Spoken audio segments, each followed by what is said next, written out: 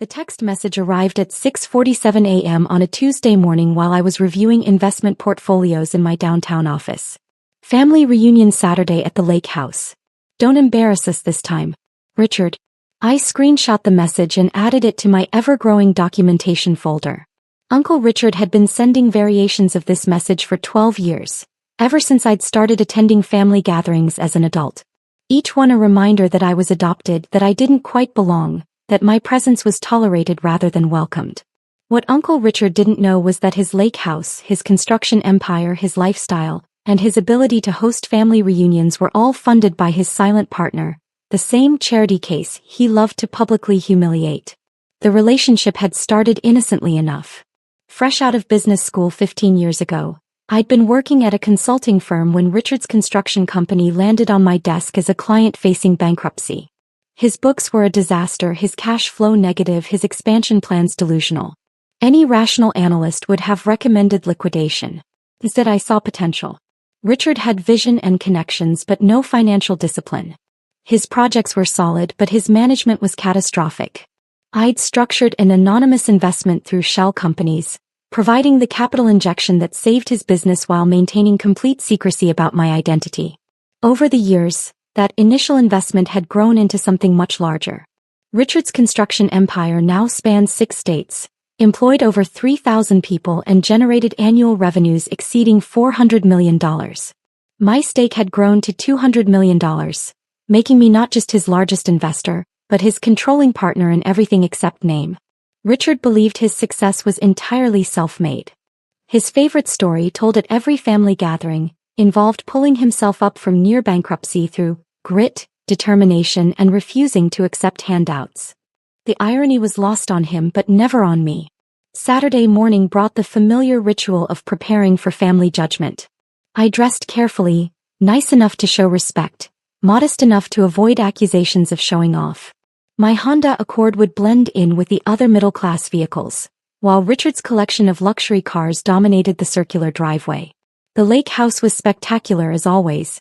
Sprawling across 3 acres of prime waterfront, it featured custom architecture that Richard loved to describe in detail to anyone who would listen. The construction had been funded through a capital distribution from our partnership that Richard believed was a business loan he'd paid back early through smart investing. Well, look who decided to grace us with her presence, came Richard's booming voice as I approached the deck. He was holding court with my cousins Mike and David, both of whom worked for his construction company in management positions they'd inherited rather than earned. Hello, Uncle Richard. Thank you for having me.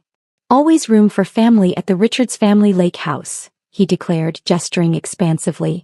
Even the adopted ones. The assembled cousins chuckled appropriately. This was Richard's standard opening move, establishing the hierarchy immediately, reminding everyone of their place in his version of the family structure. How's the accounting job treating you, Sophie? Mike asked with practiced concern. Still doing bookkeeping for small businesses? It pays the bills, I replied. This was technically accurate. My accounting firm was indeed small, consisting of just me and 2 employees, and it did handle books for various small businesses. What they didn't know was that those small businesses included several of my own investment vehicles and consulting operations. Must be nice to have simple work, David added. No real pressure, no big decisions to make. Richard nodded approvingly. That's the difference between real entrepreneurs and people who play it safe. Some of us build empires. Others balance checkbooks. The morning continued with familiar patterns. Richard dominated conversations with stories of his latest projects, his expanded workforce, his industry recognition. My cousins peppered their updates with references to their roles in the family business, and their pride in working for someone as successful as their father. The best part, Richard announced during lunch, is knowing that everything we've built will stay in the family. Real family. The people who understand what it means to carry on the Richards legacy. What about Sophie? Asked my cousin Lisa, Richard's daughter who'd recently graduated college with an art degree funded by partnership distributions Richard thought were profits from smart investments. Richard's expression became serious, the way it always did when the topic of inheritance arose. Sophie's not really family in that sense. She was a charity case we took in when her parents died. We gave her opportunities, sure, but the business legacy belongs to blood relatives. That makes sense, Mike agreed. Family businesses should stay with actual family members. It's nothing personal against Sophie, David added. But she wouldn't understand the construction industry anyway. It's not really her world. I continued eating potato salad while listening to detailed explanations of why I wasn't qualified to inherit assets I'd been secretly funding for over a decade. The conversation was particularly ironic given that I'd just approved a $50 million expansion budget for their Tennessee operations the previous week. The thing is, Richard continued, warming to his theme, building something like this requires vision that you can't teach. Either you have it or you don't. Sophie's a nice girl, does her little accounting work, but she doesn't have the entrepreneur gene. Some people are meant to work for others, Lisa observed. Nothing wrong with that. Exactly. Sophie found her level, small business bookkeeping. She's probably happier not having to deal with the pressure of real business decisions. After lunch, Richard gathered the entire family for what he called his State of the Empire presentation. This annual tradition involved detailed PowerPoint slides showing revenue growth, expansion plans and market projections.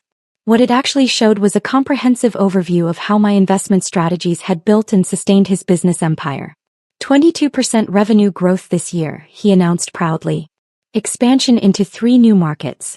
Industry recognition as Construction Company of the Year from Regional Business Magazine. The assembled family applauded enthusiastically. Richard's success reflected well on all of them, validating their association with a real entrepreneur who'd built something from nothing. The key to sustainable growth, Richard explained, clicking through slides I'd helped prepare through my consulting work, is understanding market timing, maintaining strong cash flow, and never accepting outside investment that dilutes your control.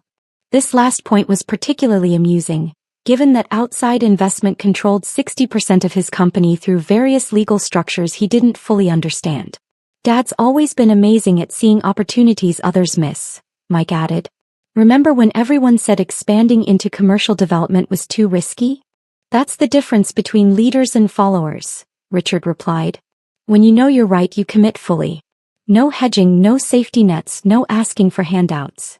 The presentation continued with projections for the next 5 years, including plans for expansion into 2 additional states and acquisition of 3 smaller construction companies. These plans were based on feasibility studies my consulting firm had prepared and financial modeling that assumed continued partnership investment. Of course, none of this would be possible without the strong foundation we built in the early years, Richard said. Those were tough times. Nearly went bankrupt in 2008. But instead of giving up or accepting help, I found a way to turn things around through pure determination. How did you manage that turnaround? Asked Lisa's boyfriend, who was attending his first family reunion. Richard's expression became nostalgic. I found some investors who believed in my vision. Nothing personal, just business relationships with people who recognized potential when they saw it. But the important thing is I maintained control. Never gave up equity, never compromised my decision-making authority. That's smart, the boyfriend replied. A lot of entrepreneurs make the mistake of giving up too much control to investors. Exactly. The investors I worked with understood that their role was purely financial. They provided capital, I provided the vision and execution. Perfect partnership. I excused myself to get more iced tea while Richard continued explaining his business philosophy to an audience that hung on every word. Walking through the lake house, I passed family photos showing Richard's construction projects, industry award ceremonies and ribbon-cutting events at buildings I'd helped finance. The kitchen was filled with expensive appliances and custom cabinetry, all funded through partnership distributions. The wine collection in the adjacent room featured bottles worth more than most people's monthly salaries. The boat dock visible through the window displayed Richard's latest yacht, purchased with what he believed were bonus payments from satisfied clients. Sophie, there you are, came Richard's voice behind me. We were just discussing the future of the company. I turned to find him with Mike and David, all 3 looking serious in a way that suggested important family business was being discussed. The thing is, Richard continued, we've reached a point where succession planning becomes critical. Mike and David have proven themselves in the company, understand the industry, earned their positions through hard work. It's exciting to think about carrying on what Dad built, Mike said. The transition will happen gradually, Richard explained. But the important thing is keeping ownership and control within the actual family. People who understand what this business really means to the Richards name. David nodded. It would be weird to have outsiders involved in something so personal. Right, Richard agreed. This isn't just a business, it's a legacy. Sophie, you understand why this needs to stay with blood relatives, don't you? I understand your perspective, I replied. I knew you would. You're practical about these things. You've got your accounting work, your own life. You don't need the complications that come with major business ownership. Complications can be challenging, I agreed. Exactly. Better for everyone if the people who built something get to decide what happens to it. The afternoon continued with various family activities, swimming, volleyball, conversations about careers and relationships. I participated appropriately while listening to ongoing discussions about the business, expansion plans, and family legacy. During dinner, Richard stood to make what he called an important announcement. I want to thank everyone for being here today. Family means everything to me, and seeing all of you together at the lake house reminds me why we work so hard to build something lasting. The table grew quiet as Richard prepared for what was clearly going to be a significant pronouncement. After a lot of thought and discussion with my advisors, I've decided to begin formal succession planning for the construction company. Mike and David will be taking increased ownership stakes over the next 5 years, with full control transferring to them by the time I retire. Applause erupted around the table. Mike and David looked genuinely emotional, Lisa beamed with pride, and various relatives offered congratulations. This is how business should work, Richard continued. The people who understand the industry, who've earned their positions, who carry the family name, they're the ones who should control what we've built. What about the investors Dad mentioned earlier? Asked Lisa's boyfriend. Richard waved dismissively. They're just financial partners. They provide capital, we provide everything else. When the time comes, we'll buy them out and keep everything in family hands where it belongs. How much would that buyout cost? Mike asked. Hard to say exactly. Maybe 50-60 million. But we're generating enough cash flow now that financing shouldn't be a problem. I continued eating dessert while listening to detailed plans for buying out investors who would never sell because the investors were me, and I was sitting at the table listening to plans for my own elimination from the business I'd built. The important thing, Richard concluded, is that family money stays in real family. Not charity cases we took in, not outside investors looking for quick profits, not anyone who doesn't understand what the Richards name really means. The table erupted in agreement. Various relatives praised Richard's wisdom, his loyalty to family values, his commitment to keeping the business where it belongs. To family, Richard declared, raising his wine glass. And to keeping what we've built in the hands of people who deserve it. Everyone toasted except me. I was mentally calculating exactly how much Richard's empire was worth without my investment, and wondering how long it would take him to understand that his charity case niece had been his silent partner for 15 years. Sophie, you're being awfully quiet, Richard observed. What do you think about all this succession planning?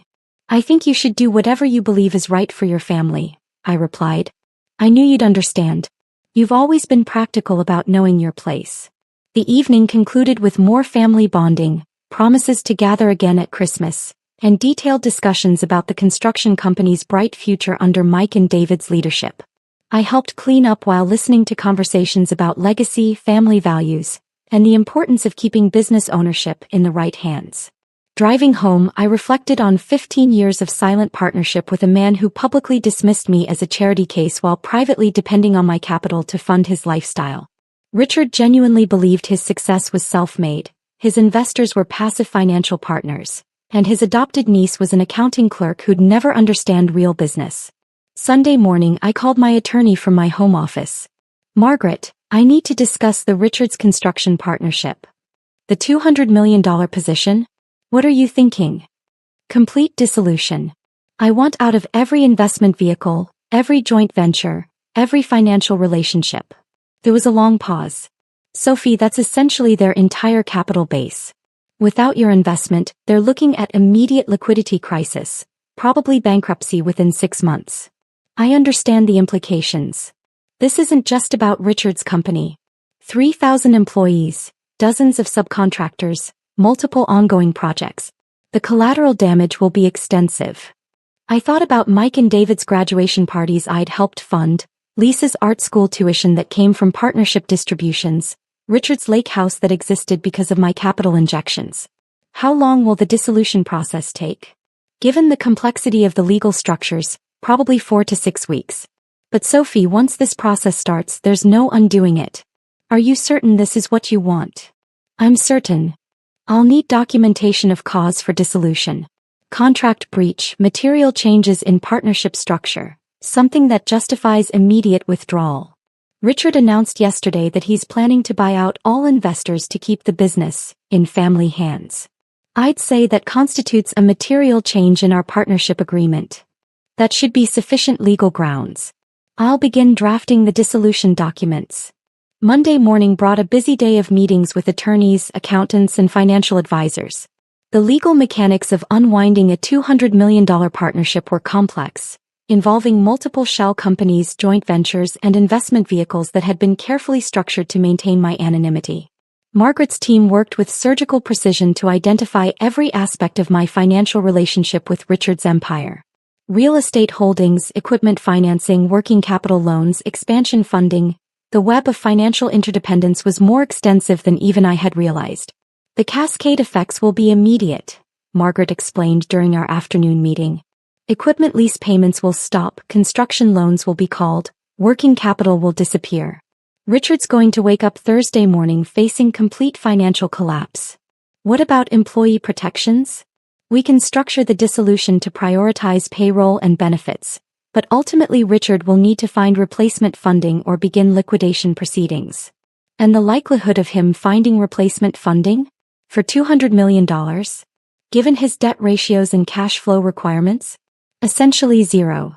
Tuesday brought news that Richard had already begun reaching out to banks and investment firms about restructuring our investor relationships to optimize family control. His timing was impeccable. He was actively seeking to eliminate me from the partnership just as I was eliminating myself. Wednesday afternoon, Margaret called with an update. All dissolution documents have been filed. Richard's attorneys will receive notification tomorrow morning. Asset liquidation begins immediately.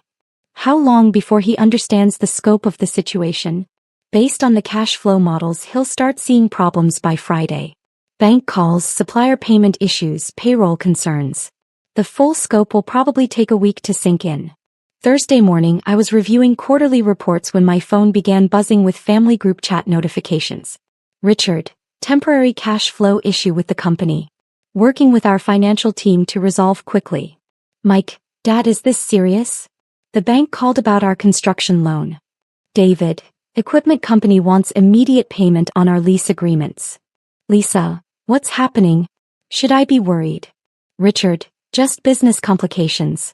Nothing that can't be handled. The messages continued throughout the day, escalating from temporary issues to significant challenges to emergency family meeting called for Saturday. Friday brought more urgent communications. Richard's confident morning message about minor setbacks was followed by increasingly frantic updates about bank meetings, attorney consultations, and unexpected investor complications.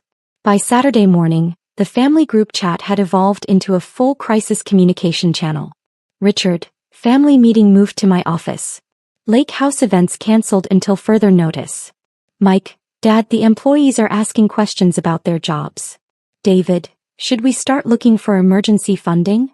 Lisa, can someone please explain what's actually happening?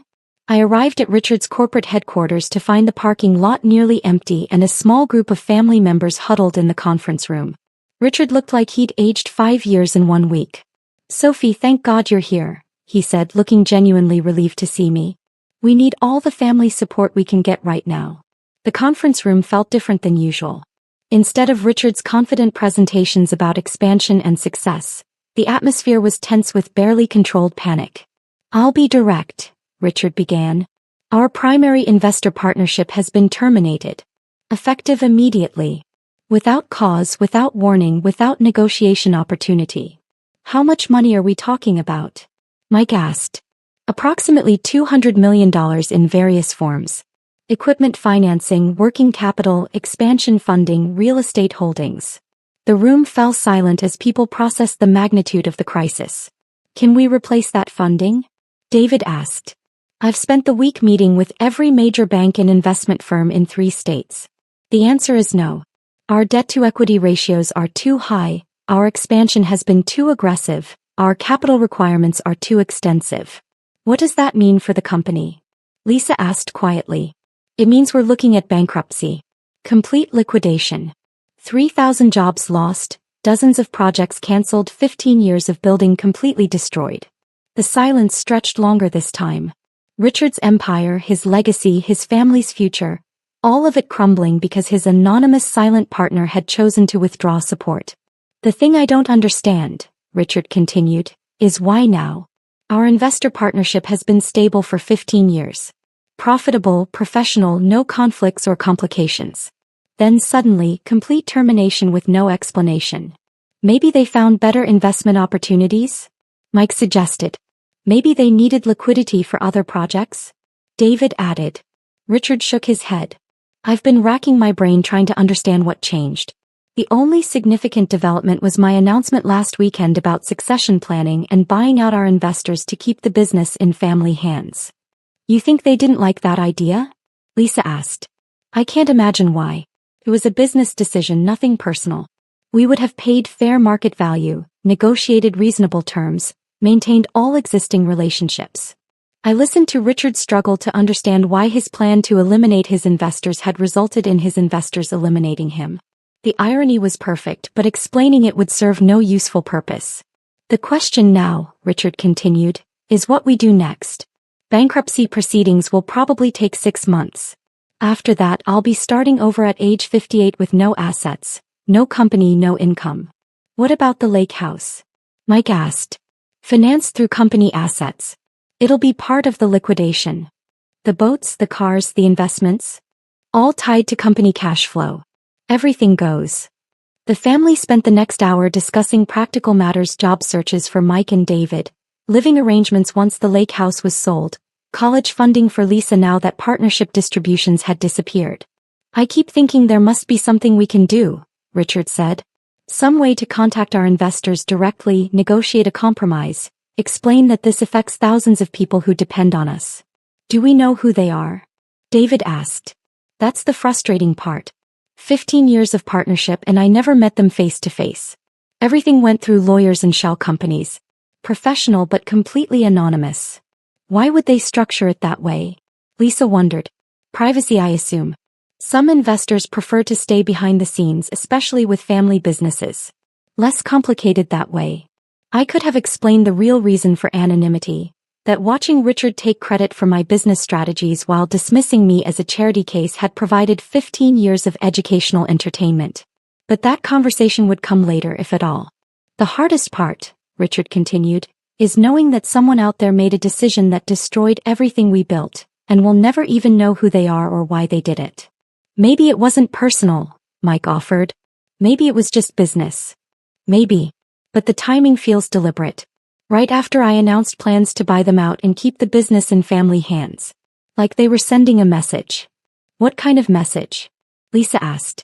Richard was quiet for a long moment. I don't know. Maybe that family loyalty only goes one direction. Maybe that some people can't be bought out because they're not really investors, they're something else entirely. The meeting concluded with plans for Monday's bankruptcy filing, employee notifications and media management. Richard's construction empire would officially end within 30 days, taking with it the lake house, the lifestyle and the family legacy he'd spent 15 years building on borrowed capital. Driving home, I reflected on the strange justice of watching Richard's plan to eliminate his charity case investor result in his charity case investor eliminating him. The symmetry was perfect, even if he'd never understand it. My phone buzzed with a text from Margaret. Liquidation proceeds from Richard's construction partnership will total approximately $180 million after legal fees. How would you like those funds distributed? I pulled over to reply. Establish scholarship fund for business students from foster care backgrounds. Use the Richards Construction name if possible. Understood. Anything else? Send anonymous notification to Richard when the scholarship fund is announced. He might appreciate knowing his legacy will help people who understand what it means to be charity cases. 3 months later, the regional business magazine featured a story about the Richards Construction Scholarship Fund, established through an anonymous donation to support foster children pursuing business degrees. Richard never learned that his former charity case niece had transformed his collapsed empire into opportunities for young people who, like her, had been told they didn't belong in real families, but might surprise everyone with what they could build when given the chance. Sometimes the most powerful legacy isn't the one you plan. It's the one that emerges when the people you underestimated decide to show you what real family values actually look like.